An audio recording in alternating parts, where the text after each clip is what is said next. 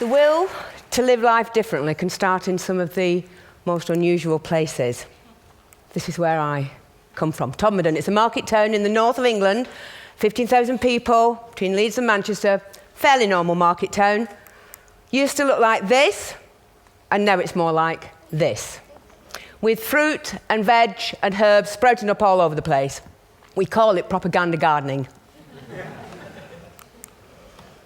Corner of our railway station car park, front of our health centre, people's front gardens, and even in front of the police station.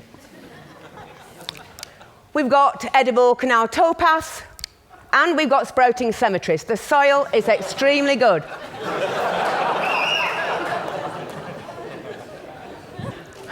We've even invented a new form of tourism. It's called vegetable tourism.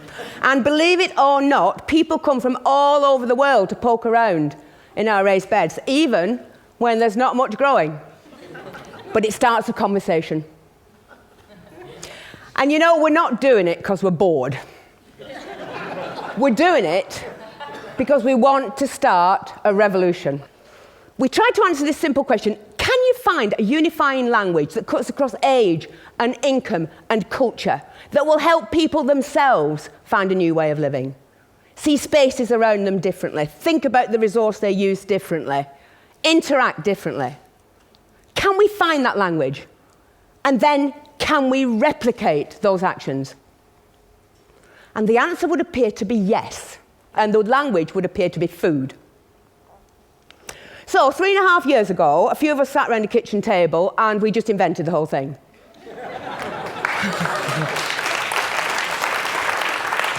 We came up with a really simple game plan that we put to a public meeting. We did not consult, we did not write a report, enough of all that.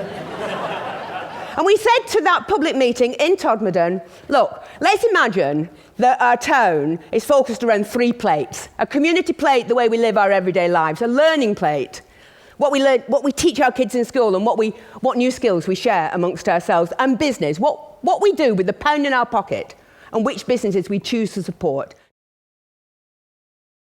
We put that proposition to the meeting, 2 seconds, and then the room exploded. I have never, ever experienced anything like that in my life. And it's been the same in every single room, in every town that we've ever told our story. People are ready and respond to the story of food. They want positive actions they can engage in, and in their bones, they know it's time to take personal responsibility and invest in more kindness to each other and to the environment. And since we had that meeting 3.5 years ago, it's been a heck of a roller coaster. We started with a seed swap, really simple stuff, and then we took an area of land, a strip on the side of our main road, which was a dog toilet basically, and we turned it into a really lovely herb garden. We took the corner of the car park in the station that you saw, and we made vegetable beds for everybody to share and pick from themselves. We went to the doctors. We've just had a £6 million health centre built in Todmorden, and for some reason that I cannot comprehend, it has been surrounded by prickly plants. So we went to the doctors, said, would you mind us taking them up? They said, absolutely fine, provided you get planning permission and you do it in Latin and you do it in triplicate. So we did. And now there are fruit trees and bushes and herbs and vegetables around that doctor's surgery. And there's been lots of other examples, like the corn that was in front of the police station and the old people's home that we've planted up with food that they can pick and grow.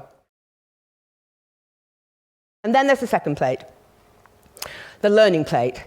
Well, we're in partnership with the high school. We've created a company. We are designing and building an aquaponics unit in some land that was spare at the back of the high school, like you do. And now we're going to be growing fish and vegetables in an orchard with bees. And the kids are helping us build that. And the kids are on the board. And because the community was really keen on working with the high school is now teaching agriculture. And then there's the third plate. Because if you walk through an edible landscape, and if you're learning new skills, and if you start to get interested in what's growing seasonally, you might just want to spend more of your own money in support of local producers. Not just veg, but meat and cheese and beer and whatever else it might be. But then we're just a community group, you know, we're just all volunteers. What could we actually do? So we did some really simple things. We fundraised, we got some blackboards, we put Incredible Edible on the top, we gave it to every market trader that was selling locally, and they scribbled on what they were selling in any one week. Really popular, people congregated around it, sales were up. And then we had a chat with the farmers and we said, we're really serious about this, but they didn't actually believe us. So we thought, okay, what should we do? I know, if we can create a campaign around one product and show them there is local loyalty to that product, maybe they'll change their mind and see we're serious. So we launched a campaign, because it just amuses me, called Every Egg Matters. And what we did was we put people on our egg map. It's a stylised map of Todmorden. Anybody that's selling their excess eggs at the garden gate, perfectly legally, to their neighbours, we've stuck on there. We started with 4, and we've now got 64 on. And the result of that was that people were then going into shops asking for a local Todmorden egg.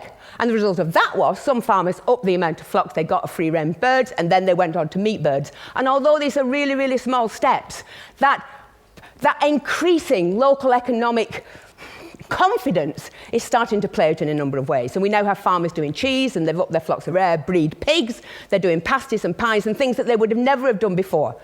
We've got increasing market stalls selling local food, and in a survey that local students did for us, 49% of all food traders in that town said that their bottom line had increased because of what we were actually doing. And we're just volunteers, and it's only an experiment. Now, none of this is rocket science. It certainly is not clever, and it's not original. But it is joined up, and it is inclusive. This is not a movement for those people that are going to sort themselves out anyway. This is a movement for everyone. We have a motto: if you eat, you're in.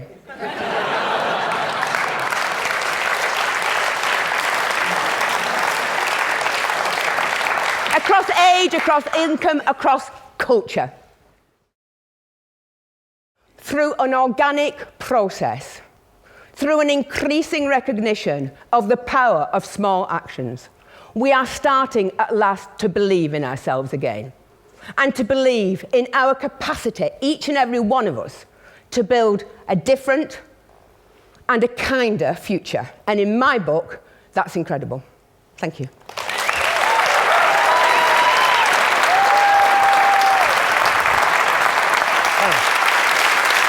Come on.